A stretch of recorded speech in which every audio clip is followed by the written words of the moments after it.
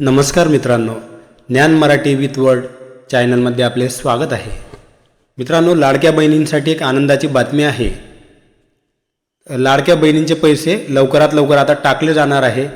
मुख्यमंत्री देवेंद्र फडणवीस यांनी लाईव्ह येऊन पत्रकारांना ही माहिती देताना सांगितले की पुढील आठवड्यात लाडक्या बहिणींचे पैसे त्यांच्या बँकेच्या अकाउंटमध्ये टाकले जाणार आहे. तर चला बघूया ही लाईव्ह पत्रकार परिषद. कुठली रस्सीखेच पालकमंत्र्याबद्दल नाही. आता आमचे जे काही 3 पक्षाचे नेते आहेत ज्यांना आम्ही जबाबदारी दिलेली आहे ते एकत्रित बसतील, पुढच्या 2-3 दिवसात निर्णय करतील. आता मला असं वाटतं या 7-8 दिवसात आम्ही तो हप्ता देऊन टाकू.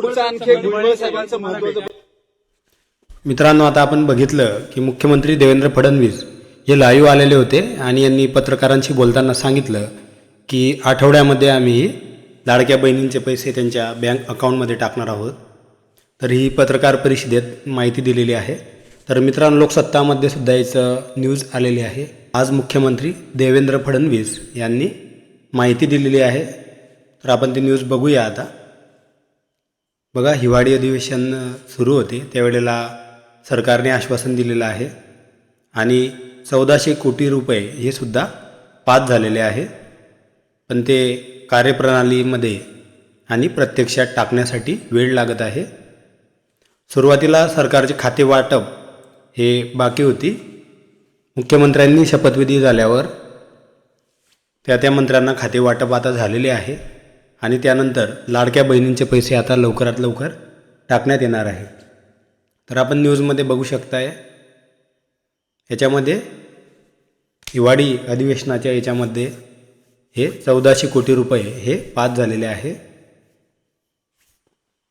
त्यामुळे आता लवकरात लवकर लाडक्या बहिणींना आपलं 2100 रुपये हे मिळणार आहेत.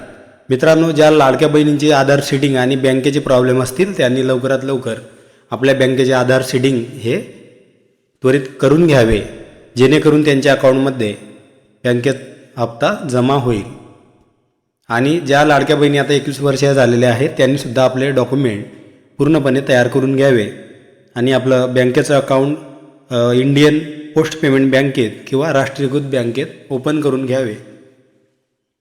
त्यामुळे त्यांना लाडक्या बहीण योजनेचा नवीन फॉर्मचा आता लाभ होऊ शकतो. तर चला मित्रांनो, पुढील व्हिडिओत भेटूया. तर मित्रांनो, तुम्हाला आधार सीडिंग हे चेक करायचं असल्यास त्यावरती सुद्धा आपण आता व्हिडिओ बनवणार आहोत. तर तो सुद्धा तुम्ही चेक करू शकता. तर मित्रांनो, आजचा व्हिडिओ तुम्हाला कसा वाटला हे आम्हाला कमेंट करून सांगा आणि योजनेविषयी काही शंका असल्यास त्यावर सुद्धा तुम्ही कमेंट करू शकताय. तर चला मित्रांनो, भेटूया पुन्हा व्हिडिओत.